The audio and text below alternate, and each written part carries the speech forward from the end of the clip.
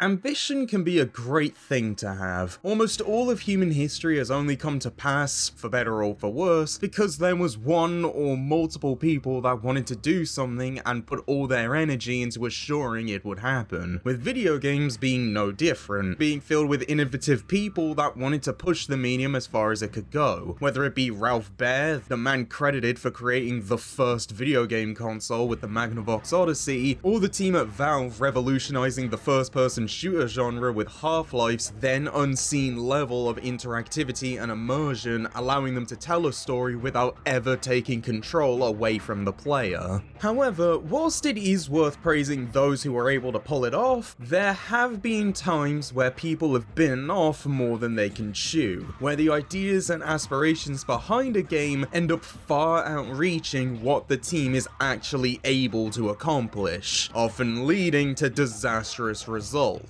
So how about you stick around and keep your expectations in check, as I give a small showcase of games that ended up getting largely screwed thanks to the people behind them overestimating their abilities. These are the games that were too ambitious.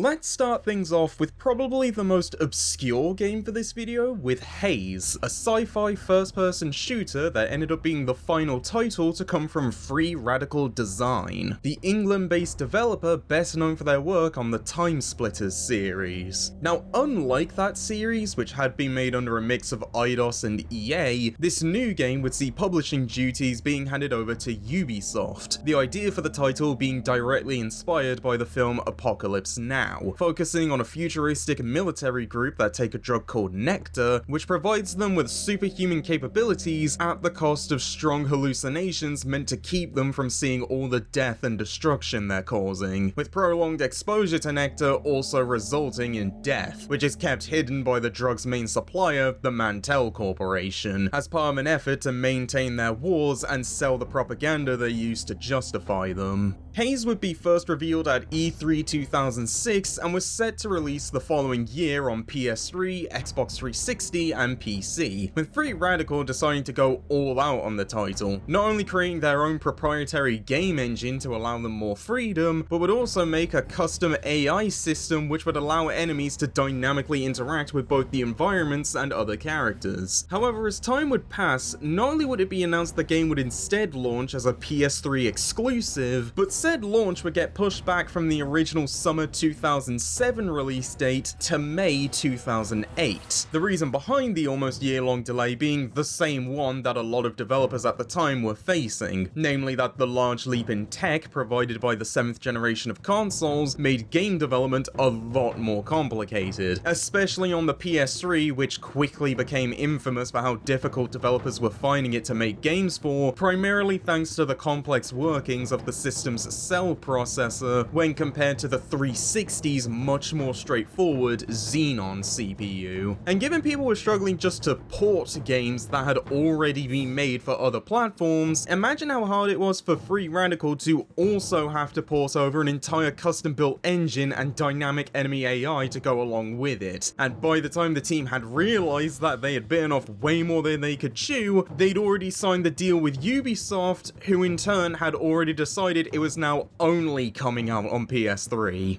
What this meant is that the game, which was being hyped by the press as a Halo killer, was being developed in an engine that hadn't been finished, and despite the multiple delays, the additional time provided wasn't used to actually address any of the issues with the engine, but instead at the request of Ubisoft were used to add even more features that only served to waste time and give the game an overwhelming feeling of feature bloat, all whilst refusing to drop or cut anything that had already been added. The end result being that the game launched with horrific technical issues, leading to it getting an overall mixed to negative reaction from critics, and was viewed as a massive disappointment, especially when compared to other PS3 shooters such as Insomniac's Resistance or Guerrilla Games' then upcoming Killzone 2, leading Ubisoft to cancel the 360 and PC ports which they had promised would be coming later, with Free Radical not too long after filing for bankruptcy, ultimately being bought by and made a support studio for Crytek until 2014, when they officially closed their doors for good, with the majority of the remaining staff being moved over to Deep Silver's Dambuster studio to finish work on 2016's Homefront: The Revolution, following their purchase of the IP from Crytek. Haze has since been mostly forgotten to time, only being remembered as the unfortunate final release of an incredibly promising studio that got lost in the hype provided by the 7th gen's power, only to end up choking on their own ambitions as the people sent to help them only made things worse. Well, that and the fact that I had a music single created for it made by the nu metal band Korn. I'm not joking, that's real.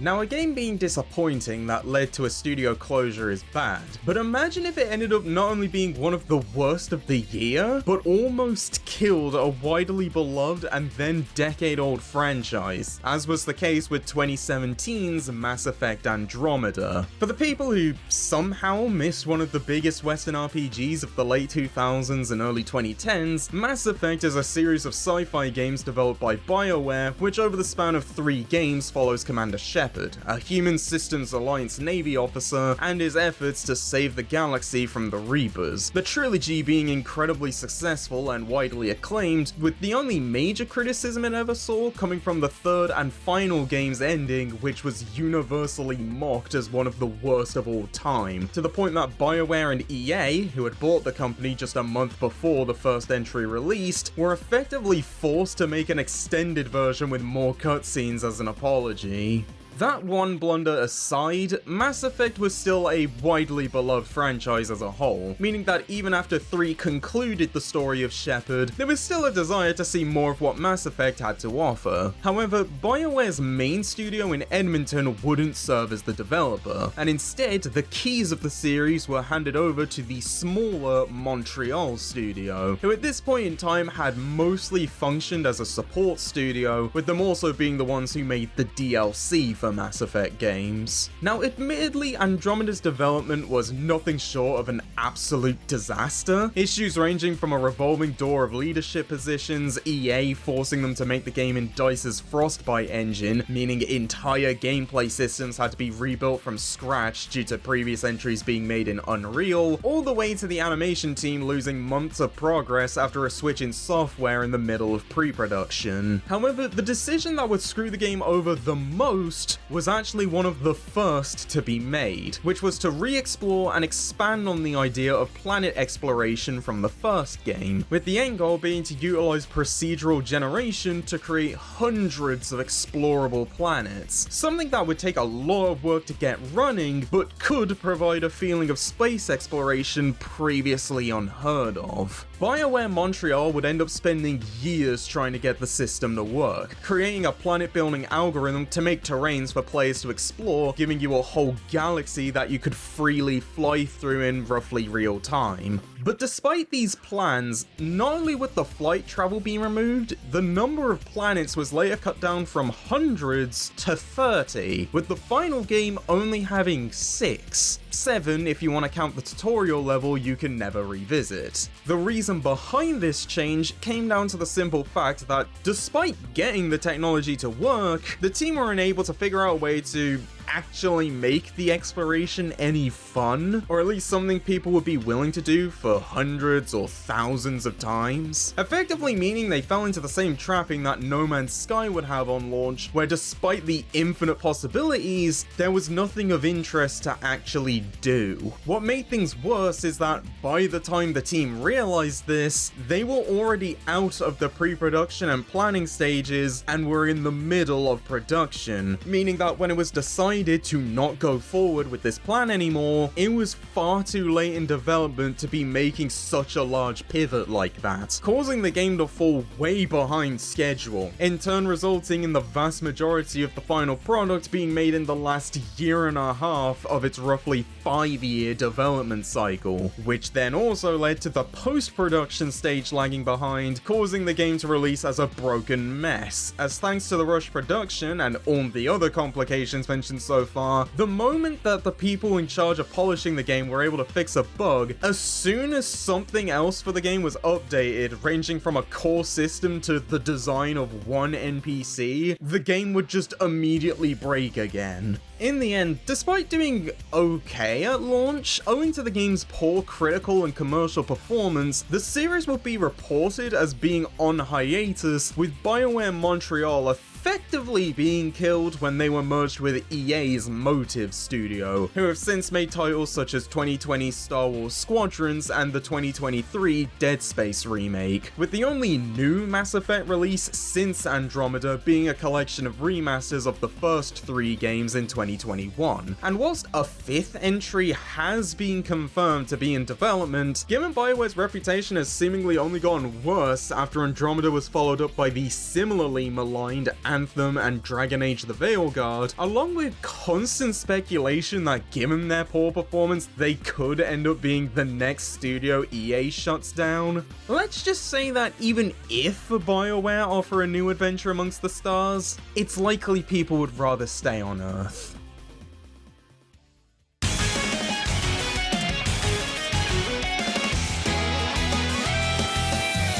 Whilst it may suck for a company to have their reputation damaged by a game, imagine if all the ire and outrage was instead directed towards just one person. With a comeback attempt so poor, it makes people question why they even liked or respected them in the first place, which is what ended up happening with Mighty Number 9. Our story starts in the early 2010s, a point in time when Mega Man, once one of Capcom's main franchises that saw new games coming out almost every year, was suffering from an extended dry spell with barely any releases. The only news about the franchise either being games getting cancelled or crossover appearances in titles like Street Fighter Cross Tekken and Smash 4. Now, there's multiple reasons why the series went on this long break, such as a general feeling of burnout because of how many games were releasing in such a short time frame in the 90s and 2000s, or the fact that the series itself was mostly getting by thanks to its position as a budget franchise when compared to the much more popular large-scale productions of series like Resident Evil, Street Fighter, and Monster Hunter.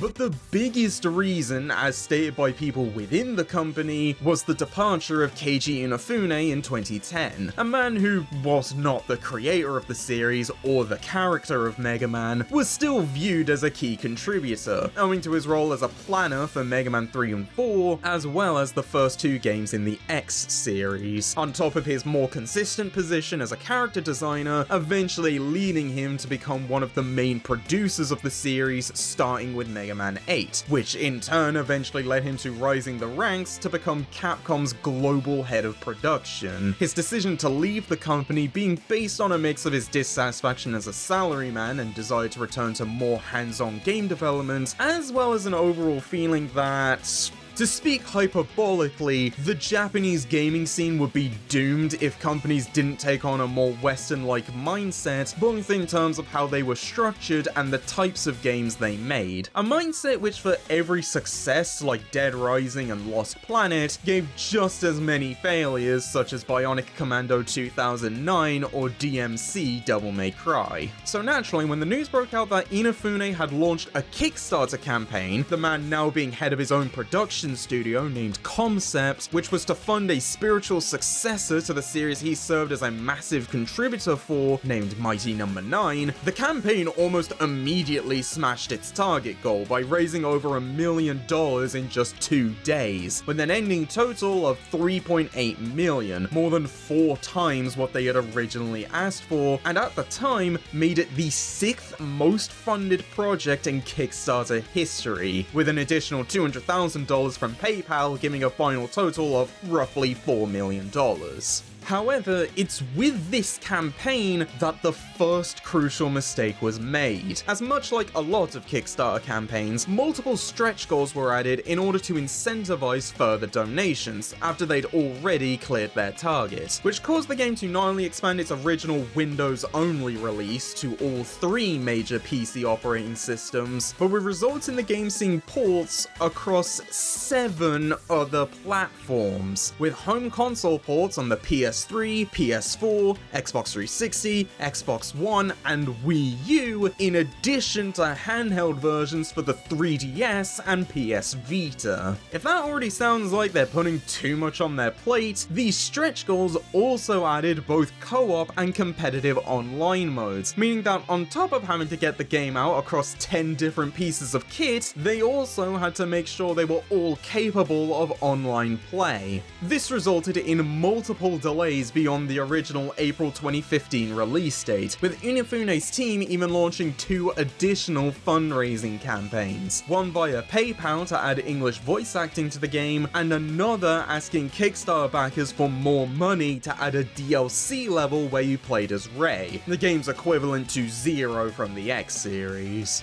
If all of this still isn't enough to suggest that they were maybe aiming too high, we then have the second main issue, where despite the fact that the game still wasn't out yet, Inafune already had the idea in his head that Mighty No. 9 would become a multimedia franchise, having plans for comics, manga, TV shows, and movies, even managing to arrange a deal with Legendary Pictures. In fact, on top of all these plans for Mighty No. 9, and again, whilst the game still hadn't been completed, he would launch not just 1, but 2 more Kickstarter campaigns for a spiritual successor to the Mega Man Legends series, titled Red Ash, one for a game and another for an anime, seemingly completely ignorant of how his behavior of trying to fund more revivals and get movies made would be viewed by people who are still waiting on the game they collectively gave him millions of dollars to make. As a result of the constant side projects, additional funding, and the game getting delayed 3 times, all confidence in the game, concept, and Inafune was effectively lost by the people who had funded them, which would only be further cemented when the game would not only receive one of the most infamous trailers of all time, courtesy of the Western publisher Deep Silver, but when the game finally released in June 2016, it was just about as bad as everyone was expecting it to be, the title being one of the most generic and bland platformers on the market, there not being an original bone in its body, with it being just Mega Man without any of the charm that made people like Mega Man. Combine that with the terrible story, the Wii U version suffering from terrible performance issues, the Mac and Linux versions getting delayed by another 2 months, the 3DS and Vita versions getting delayed to the point that they were eventually cancelled, and Kickstarter backers getting screwed over one final time thanks to some of them receiving broken codes for their digital copies, whilst others never received their physical rewards thanks to Concept not providing funds to the company contracted to make and ship them, and what started as one of the most successful Kickstarter campaigns of all time was now the textbook example of what's not to do, all because Inafune couldn't keep a realistic goal and let his ambitions get the better of him. In the end, Concept would end up getting bought out by Level 5 in 2017, with Inafune once again leaving in 2024, with the newly named Level 5 Concept getting closed and merged into the company's Osaka office, with all future plans for Mighty No. 9 getting cancelled. Meanwhile, Mega Man fans would get the revival they actually wanted, as in the midst of all of this, Capcom would not only bring the series back with 2015's Mega Man Legacy Collection, a compilation pack of the first 6 NES games, but in December 2017, as part of the series' 30th anniversary, they would finally announce a brand new, wholly original game with Mega Man 11, which has since gone on to become the best-selling entry in the series with over 2 million copies sold. And whilst the series would get stuck with mostly re-releases for the next few years, with legacy collections coming out for near enough every major Mega Man series, a 12th mainline entry titled Mega Man Dual Overdrive is currently confirmed for release in 2027. As for Inafune, well, after his Kickstarter disaster, he effectively went into hiding, mostly just keeping to himself whilst working at Level 5 Concept, only briefly resurfacing in 2022 to announce Beastroid, a Mega Man-inspired NFT project. which only served to further push the idea that instead of the game developer icon he used to be known as, he's now a washed-up talentless fraud who coasted his entire legacy off of a franchise and character he didn't create. Mighty No. 9 effectively being a game that was so soul-crushingly disappointing, it retroactively undid all of the goodwill and praise he had previously accrued, with its only real achievement being its position as the record holder for longest credit sequence of any piece of media, at 3 hours, 47 minutes, and 50 seconds, thanks to over 67,000 Kickstarter backers getting credited. So at least it has that going for it, I guess.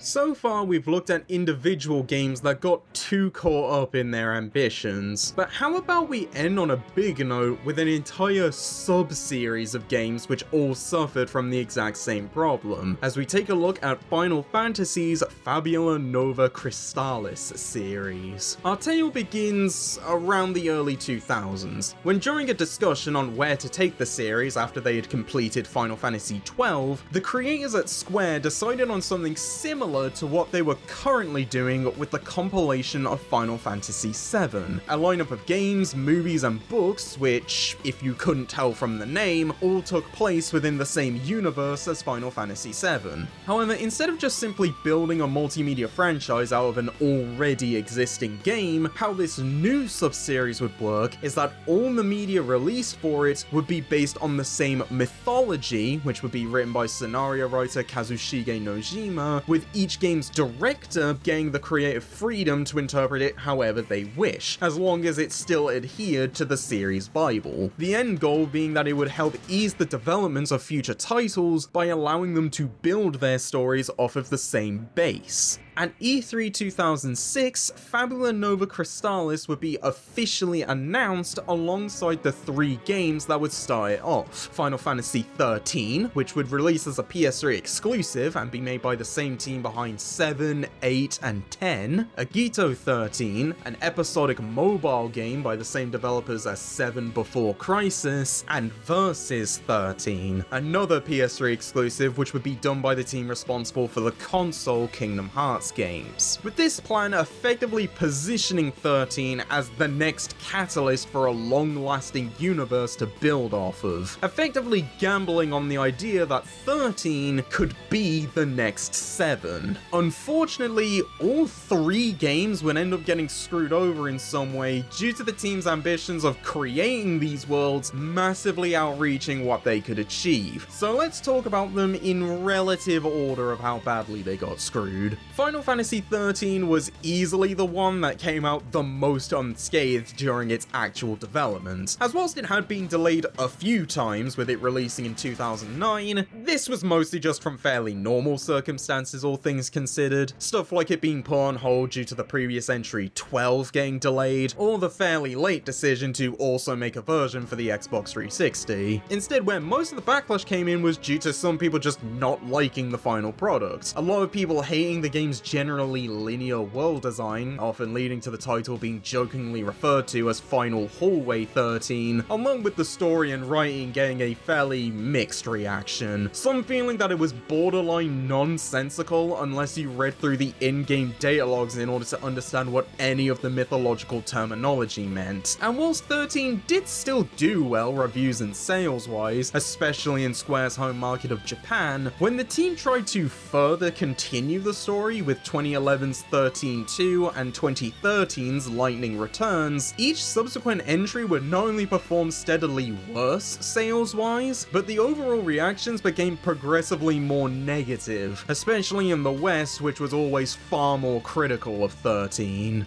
Agito 13's development was a lot more rocky, as in addition to the game eventually scrapping the mobile game and instead only focusing on a PSP version that was supposed to come later, it was also constantly on the verge of cancellation due to the same development team being busy with both Crisis Core and the Third Birthday, leading them to struggle managing multiple large-scale projects without pretty much leaving Agito in stasis for years at a time, resulting in the game not only eventually simply ditching the original name due to how disconnected it became from 13, instead releasing as Final Fantasy Type 0, it didn't actually come out until 2011, which in turn also caused the international release to get cancelled due to the PSP's declining performance in the West. Despite this though, Type 0 is still generally regarded as the best game to come from the Nova Crystallis series, eventually getting 2 mobile spin-offs set in the same universe, along with the original finally getting an international release when it received a HD remaster in 2015.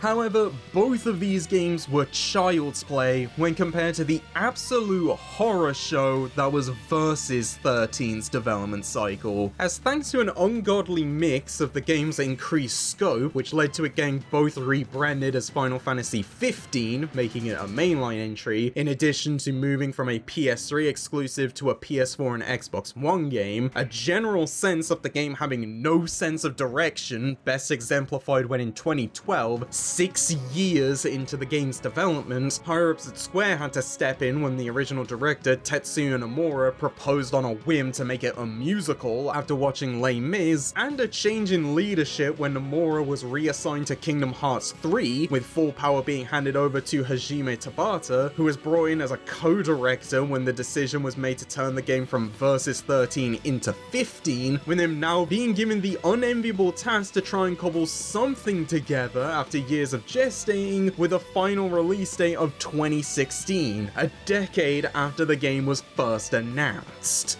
Whilst 15 did still get positive reviews from critics, and eventually became one of the series' best-selling entries with over 10 million copies sold by May 2022, it was also heavily scrutinized, as due to the final game having to make heavy cuts and changes to the script, not only did it end up barely resembling what was originally shown back when it was still Versus 13, but multiple crucial plot points like how the game's 4 protagonists met, the destruction of their hometown, and character arcs for the party members just aren't in the actual game, and were only viewable through external media or paid DLC, with some of that DLC actually getting cancelled following a corporate restructure at Square, resulting in the unreleased content getting sold as a novel, leading to a perception that despite being in development for 10 years, along with getting 2 years of DLC, the story somehow still fell unfinished, which was not remotely